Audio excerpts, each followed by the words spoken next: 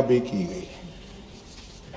मैं संसदीय भाषा के अनुरूप ही सभी चीजों का जवाब देने का भी प्रयास करूंगा और हमारी बात को भी रखने का प्रयास करूंगा।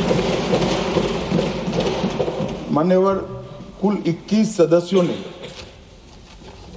यहां पर अपने अपने विचार रखे और एक प्रकार से गृह मंत्रालय के कई सारे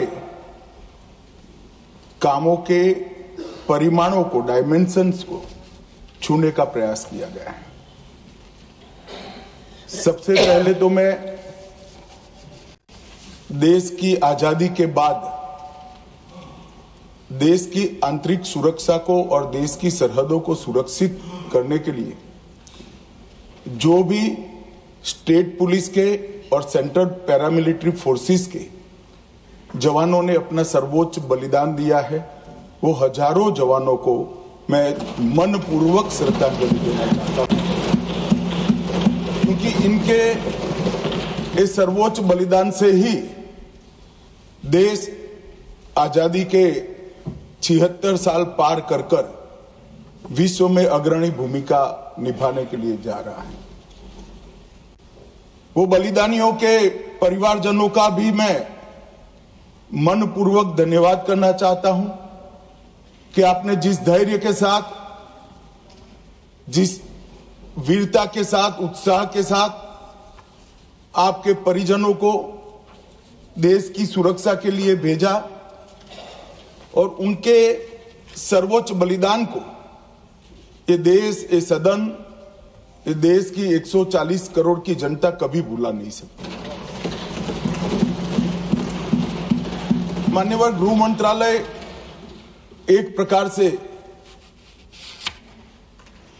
देखा जाए तो बहुत विषम परिस्थिति में काम करता है, क्योंकि कानून और व्यवस्था का जिम्मा हमारे संविधान ने राज्यों पर रखा है।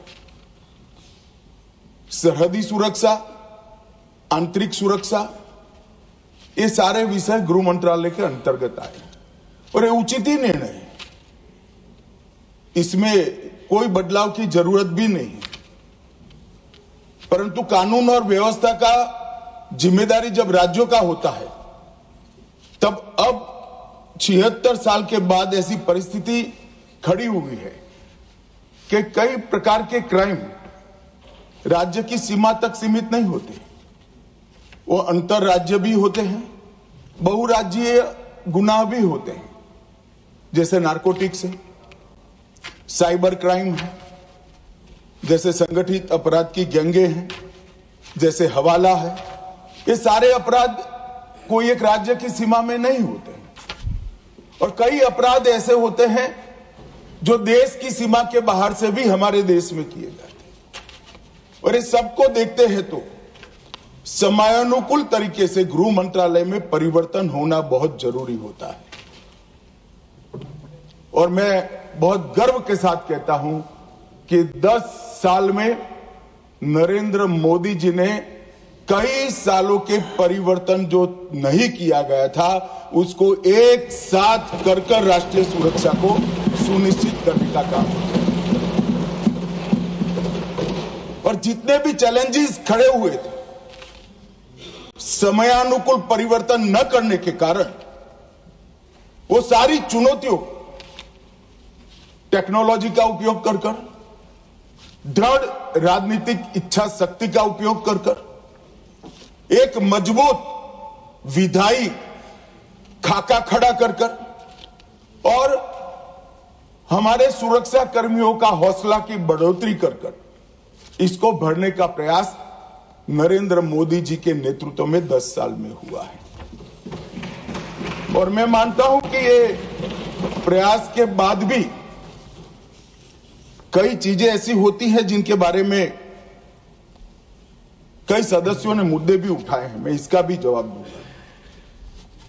मान्यवर, जब गृह मंत्रालय की चर्चा होती है तब हमारे देश में 2014 के पहले से जब नरेंद्र मोदी सरकार चुनकर आई, तब कई सारे लेगेसी इश्यूज हमें मिले। ये देश की सुरक्षा, इस देश का विकास, इस देश का सार्वभौमत्व भी 3 बड़ी समस्याओं के कारण हमेशा चैलेंज होता रहा, इसको चुनौती मिलती है। और ये 3 नासूर करीब करीब 4 दशक से देश की शांति में खलल डालते रहे, देश की सुरक्षा पर सवालिया निशान लगाते रहे, देश के विकास के गति को अवरुद्ध करते रहे और देश की पूरी व्यवस्था को कई बार तो हास्यास्पद भी बना दिया। मान्यवर 3 नासूर थे।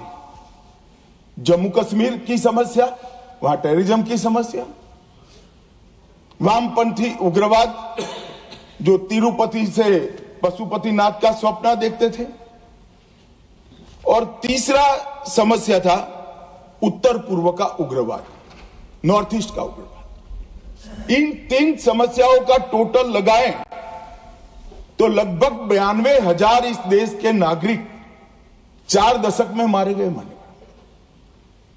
और एक तीनों समस्या के संपूर्ण उन्मूलन के लिए एक सुनियोजित प्रयास कभी नहीं हुआ था, जो नरेंद्र मोदी जी ने चुनकर आने के बाद।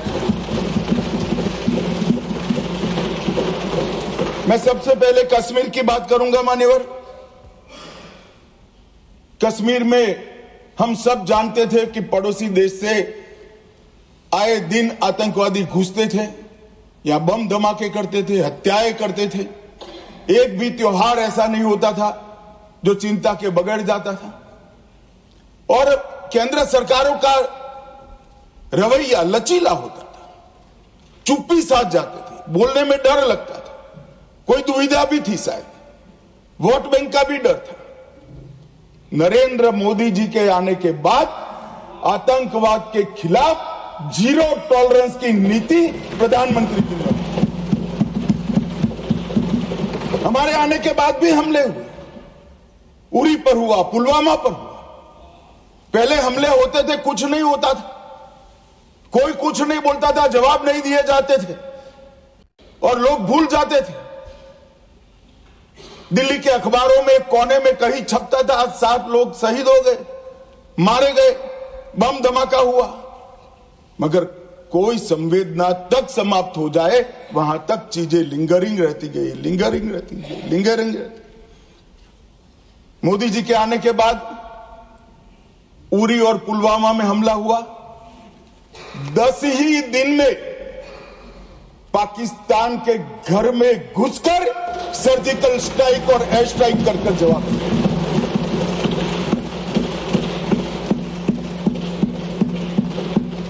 पूरे दुनिया में 2 ही देश ऐसे थे जो अपनी सीमा और सेना की सुरक्षा के लिए हमेशा सम्मान के साथ तत्पर रहते थे, इजराइल और अमेरिका।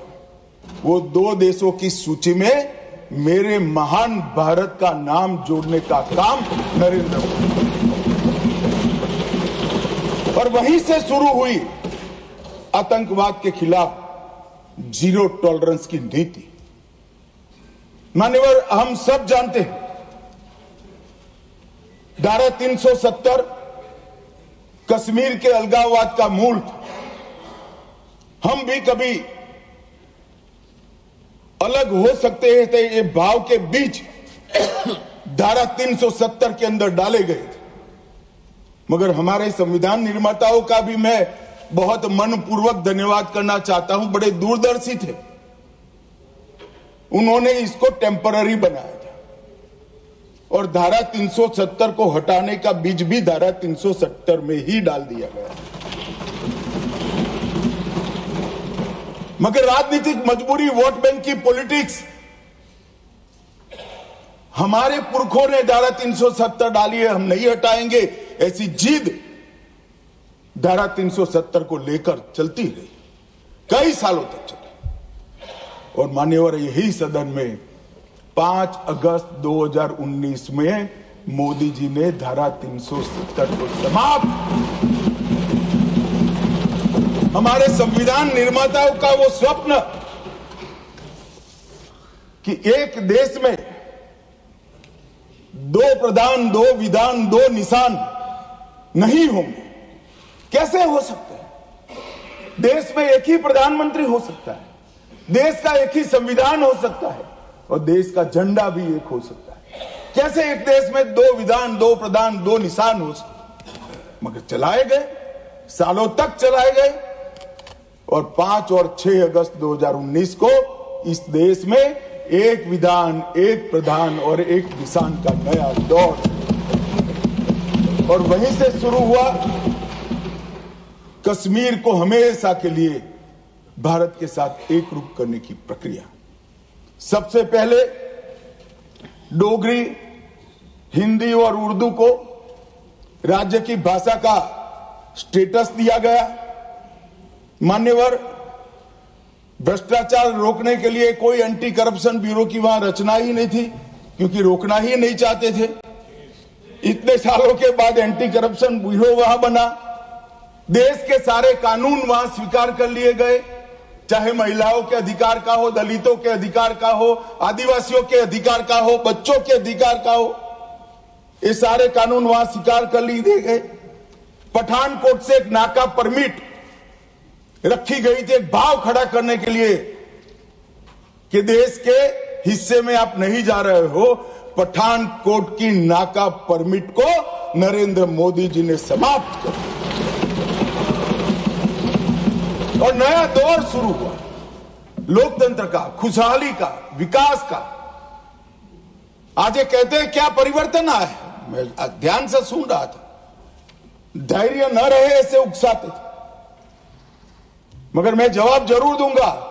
क्या परिवर्तन आया था? सुन लीजिए, 33 साल से आपके शासन में रात्रि के सिनेमा हॉल नहीं खुलते थे, सिनेमा हॉल ही नहीं खुलते थे हमारे शासन में। वहां 34 साल से मरहूम के जुलूस का, ताजिया का परमिशन नहीं था, हमारे समय में दिया गया। G20 की बैठक में दुनिया भर के डिप्लोमेट्स वहां शांति से गए, कश्मीर की संस्कृति, संगीत, खाना और कश्मीर की खूबसूरती को एंजॉय